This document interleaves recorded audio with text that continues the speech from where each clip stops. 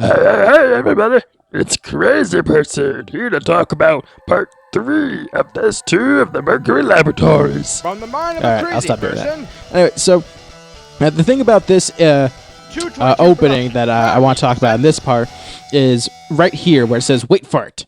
The reason for that, there was a few reasons. One, the song that I used, "Desperation," I wanted to split it up in a way. So what you hear before the "Wait for it" is the very beginning of the song, and what you hear after the "Wait for it" is the end of the song. What the thing that inspired me to use the "Wait for it" was that when I did Test 1 Bonus 3, I had to use this green text to overwrite where test subjects some of the font. The reason was because I had basically lost. 7-second deduction of their time. I had a file error when I was editing it, so I just used the intro to bonus 1 of test 1, and I just rewrote it with green text certain parts. And Chris Ketchum was like, "Hey, dude, okay, and now I like the green text." Subject number 17. So I'm like, all right, so I'll use that for the testing.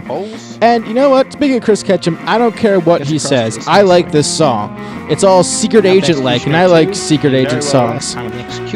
And yes, I actually, of all my redesigns of an obstacle, I think this is like one of the best ideas I've had, where I force people to move before moving on to the other bar of the executioner. I think it was a huge improvement in design, and I think that one I pat myself on the back.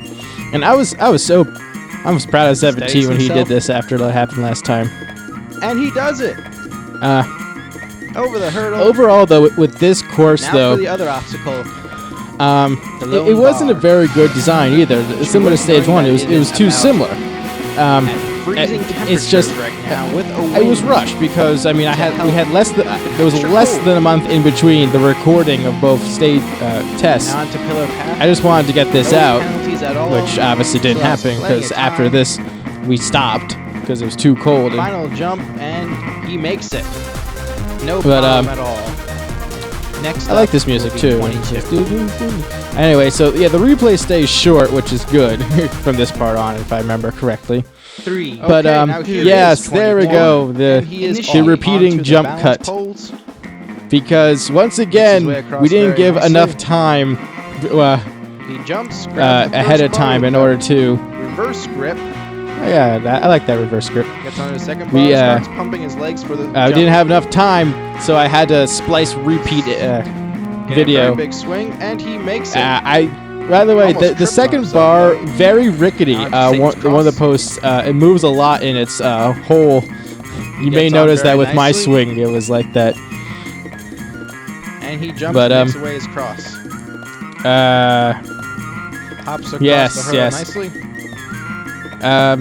Yeah, she gets onto a lone bar. I wonder if you can figure out who is the one keeping track of time. Anyway, so in this one, messing up was the first time where a penalty was more than 5 seconds for messing up. It was 7 seconds, and that was one of the things is that I want to make it a little bit harder, so progressively larger penalties, but I didn't want to make it too hard, so that's why it was 5, 7, 10 for this one.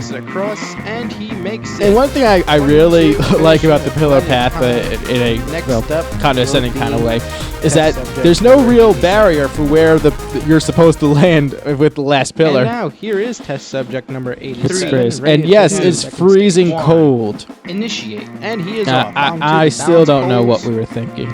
It was finals. It was the beginning of finals week. So, on to the second executioner. I'm pretty sure that he actually jumped in past the limit where he was supposed to. Make the distance. He takes his first 7-second penalty. This was. And he accidentally skipped. To be honest, this was kind of awkward and painful to record. And he can't. Unfortunately, that's another penalty. One thing if you notice with the clock, the penalties they only occur once a new second happens. Kind of lazy editing on my part. A lot of valuable time. This was so awkward to shoot. But not sure if he's going to be able to get the Satan's Cross, very hard obstacle. Looks like he's going to give up. I believe we just kind of, eventually we just told him to go ahead, and he did finish the stage. We let him run the whole thing because we don't care about any kind of formalities like that. Oh, he slips off. Also, the voices that you hear from the clock, in case you haven't figured out, it's me. But unfortunately, it's not going to make a difference. That's cool. And then I added a little special effect to make it sound more computery like. It is now time for test subject number 8 to take on the second stage. In the first test, she did 3 very well. This time. The way how I narrate is usually very weird. Usually, when I'm doing the starting voiceover before the run actually starts, I'm either have to go very quickly so I beat it before the clock. Oh god, that was a pretty awesome jump, even though it didn't work. But I either have to go really quickly or I have to drag it out. Makes her way up which either way, it's not fun. And wow, you know, watching the video, I think we were very lucky that she didn't fall in this one. Oh yes, and this killed your abdomen. It killed it even more when it's cold because it also killed your hands. And a beautiful back jump right there. But yeah, I really wish I had put some more innovation, but just terrible. Also, yeah, that's what I meant about no barrier. Probably would have. And she makes. Oh yes, and here's comes another jump cut because I cut it out too early. But then I decided to turn it on again. That was the other problem. That's why sometimes you see replays because people last but not least, stop the video too early. He begins. Kind of becomes a problem. Makes his way across very nicely. Gets on Executioner 2. Was that? And one yeah, sometimes the person's title stays there too long. I nitpick my own work so much. But, yeah, what? Did I have... Oh, yes. Parts 3, 4, and 5 actually were all released on the same day. The reason for that is simply because I finished Part 5 and 4 before I finished Part 3. And they were all rendered and everything, just waiting to go. I can't believe this. Why did I do those two first? Because they were easier. Less people, less work. Even with the credits in Test 5. I remember, like, I did a lot of the editing also at a friend's house. 5 remaining test subjects when we were hanging out just before time. And 4 of them passed. But yeah.